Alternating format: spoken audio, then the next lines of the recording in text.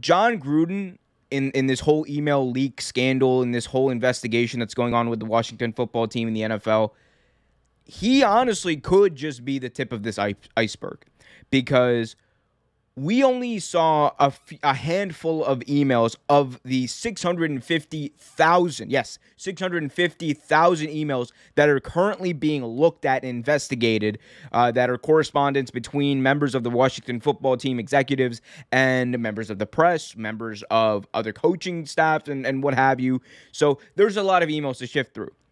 But these emails to come out at the time they did, and in the manner that they did, were almost undoubtedly in order to take Jon Gruden out, as some people would want to say. And look, I agree with that. I think that this was a targeted leak, and that's not making Jon Gruden a victim. Let me be clear. Jon Gruden is not a victim in this at all. Jon Gruden was held accountable for his actions and should be moving forward. But one thing that we can say is that this was targeted at him specifically. So those two things can exist at one time. Now, moving forward from that, why was he targeted? I think that's one of the questions. And that question goes hand in hand with the question of who leaked this and why did it come out and for what reason. So what we know is that the NFL is shifting through all these emails, 650,000, as I mentioned, and they are looking for workplace conduct violations from the Washington football team to establish what the culture was like, what was going on, why there's certain things like sexual harassment and workplace misconduct was happening, and who specifically was responsible. And you could make the argument that there would be no one in the organization higher up than executives. There would be no one who would want the spotlight taken away from them than executives of the Washington football team. That could mean Bruce Allen, the former executive Bruce Allen. That could mean Dan Snyder. We don't know. That could mean anyone who's high up top in the Washington football team hierarchy, or was high up top in the Washington football team hierarchy.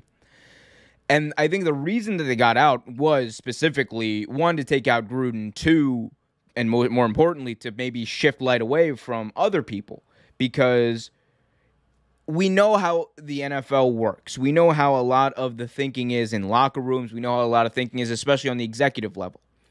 Of the 32 head coaches, of the 32 owners, in the NFL, only one is a person of color, minority. Other than that, it is basically older white males that run these organizations, that are owning these organizations. The one exception, of course, is Shahid Khan of the Jacksonville Jaguars, who is Pakistani.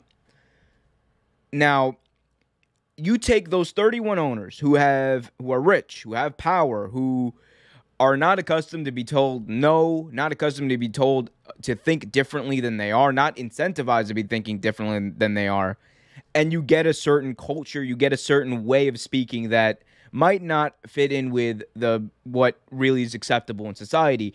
And the Gruden email leak, I think, are a microcosm or a symbol or whatever of what we will likely see when these 650,000 emails are going to be released, because there's a concerted effort to do it too.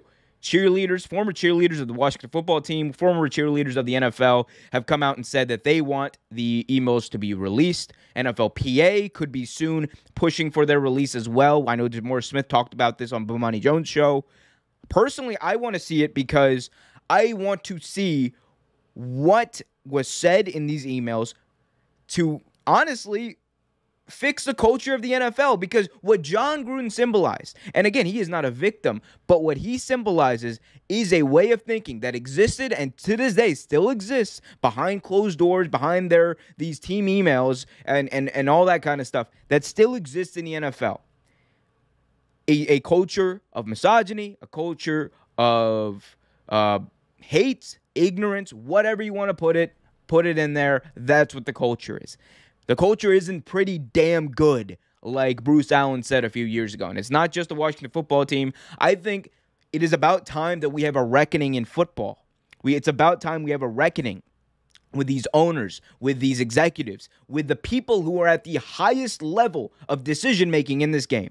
No matter who you are, no matter what team you represent, no matter where you come or how much money you have. You need to be held accountable for your actions. And look, let's not kid ourselves. For anyone who wants to say, oh, but how do we know that no one else said anything? You know how we'll know if no one else said anything? Release the emails. Let's look at them. And if no one else said anything, I will feel much better today than I would, than I did, like, you know, I would feel much better then than I do today, is what I'm trying to say. So I think it's important for the NFL to release these emails to really show the fans, show the players. The most important aspect of this are the players who are represented in the decision-making of these executives, who are represented, who represent the league. The players are the faces of the league, not the executives. Like, you have Jerry Jones, you could argue he's the face of the Cowboys. Outside of that, what owners have that much of an emphasis on the being the face of the team? Not many. So I want to see it. I want to see what is said in these emails. I think that because Jon Gruden's emails leaked, and only his emails specifically leaked, like the NFL somehow only sent Mark Davis the Jon Gruden emails, and those were the only things that were sent out in that Washington Post leak, and it was a purposeful leak apparently. That makes me more suspicious about what is in these, because it looks like, and I think we can deduce very easily, that these emails were put out specifically to distract from something else. And whether or not it's worse is to be seen. I think the likelihood is that these emails will see the light of day eventually. And fairly soon. You know, it could take a few months maybe, but sooner rather than later, we are going to see these emails get released. And hopefully we hold the people accountable who were trying to make this kind of go away in a way, because that's what this is. If anyone who knows anything about PR knows that the way this happened, the way these leaks happened, was not just to go after Jon Gruden and hold him accountable, right? But it was also to distract from something that is probably a lot worse. Thanks for watching this video from Real Take Sports Talk. Remember to like, share, subscribe, hit that notification bell so you get notified whenever a new video is released. Also, remember to check out our live show every single Thursday at 8 p.m. right here on the YouTube channel. And remember, keep it real.